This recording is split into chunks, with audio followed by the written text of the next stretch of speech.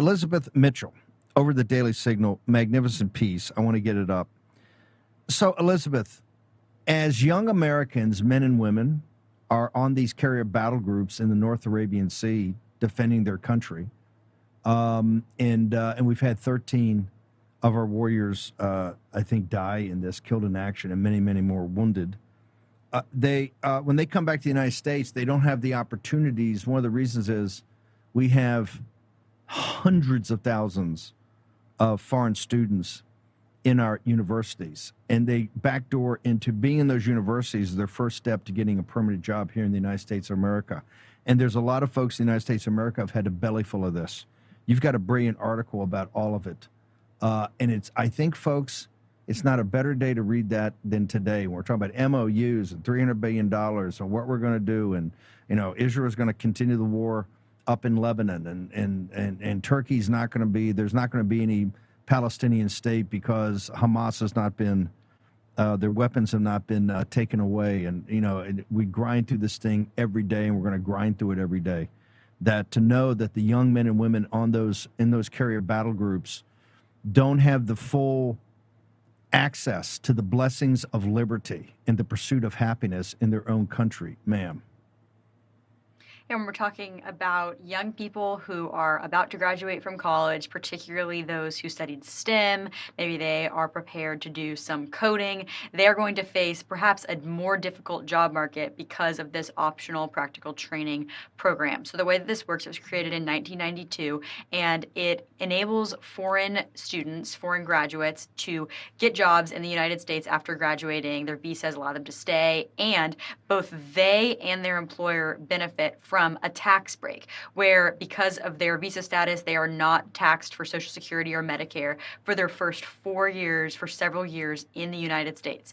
And so this incentive would make it easier for tech companies, any kind of company, to hire these foreign graduates than it would Americans. And so this is something that's causing a lot of concern for young people who are looking for jobs in a variety of fields and are going to know that even though this is their country, they're going to perhaps have less of an ability to get these jobs than someone who came here from another country. So this is so outrageous because, we've talked about this optional practical training, OPT.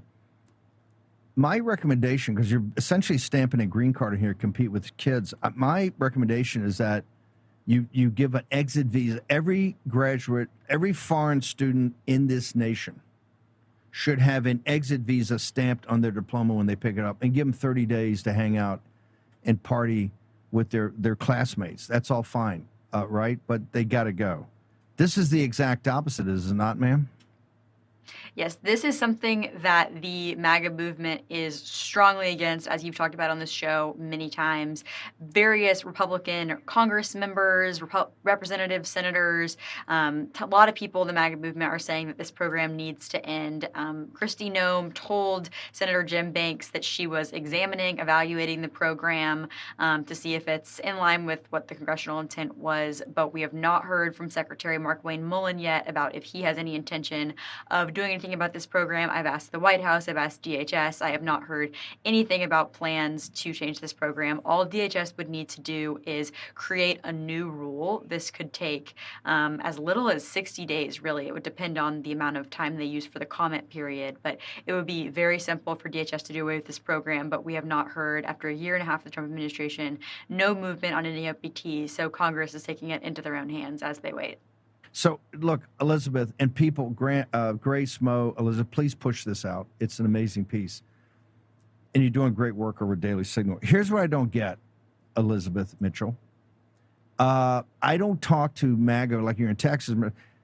The entire thing of the kids here in college and taking the jobs, when they look at those kids in the battle groups, when they come back home, they don't have the opportunities, particularly in high value-added STEM jobs, because there's so many foreigners who are not American citizens. And our whole purpose of this exercise is to put American citizens first. It's America first, but more importantly, as the Phoenix, Arizona engine room continues to inform me, it's America citizens first. Why do we have this situation with OPT that now the Trump administration has had for 18 months or a year and a half, and it's not shredded.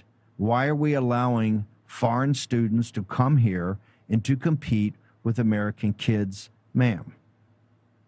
I have two explanations for this, Steve. So, first one, something that I heard from Mark Krikorian at Center for Immigration Studies and Kevin Lynn at U.S. Tech Workers, that was a really smart analysis, is that the president has a view of immigration of legal, good, illegal, bad.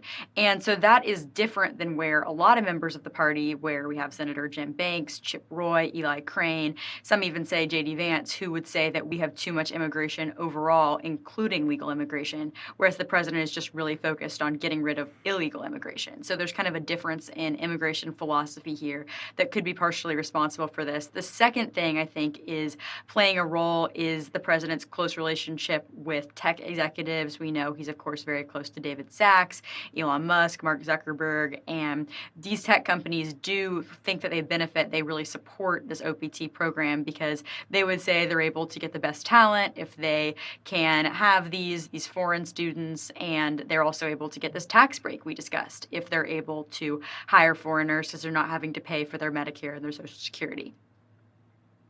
It's sick. We underwrite this.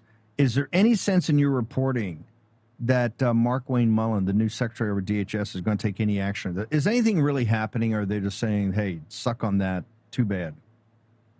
I talked to Rosemary Jenks from the Immigration Accountability Project, and she told me that she thinks there are people at DHS who are aware of this program, how it works, and the way that it disadvantages American citizens looking for jobs. So will we see action on this? I did not get any indication that action is coming. Many people I spoke to said they're more optimistic that Congress will act first, and they think that if Congress were able to pass a bill, that perhaps the president would sign that bill. But I did not hear of any movement at DHS, but I'm going to continue closely following this to see if Mark Wayne Mullen is going to do something about this program. Elizabeth, where do people? You're doing a great job over at Daily Signal, and Rob Bluey and the team over there are spectacular. The Federalist and Daily Signal are two of the best. I mean, you're at the range of Breitbart and Gateway Pundit, these other great sites. I mean, we have folks, I hope you know, on the right. We not only punch way above our weight, if you assess, I think it's better than the mainstream media. If you look at the depth from Citizens Free Press and you go there for the links, it's just your information that were put out every day on these different sites. If you go there first and just sweep it, the Financial Times of London and Wall Street Journal, New York Times, Daily Telegraph, Daily Mail, they'll give you the consensus view of the establishment, but the conservatives are just absolutely amazing about the great quality work, including Elizabeth Mitchell over at Daily Signal. Elizabeth, where do people go to keep up with your content, ma'am? Thank you so much. You can read my work at dailysignal.com and follow me on X at @TheElizMitchell. And tell folks over there, including Bluey, doing a great job. Bravo Zulu, ma'am. Thank you so much.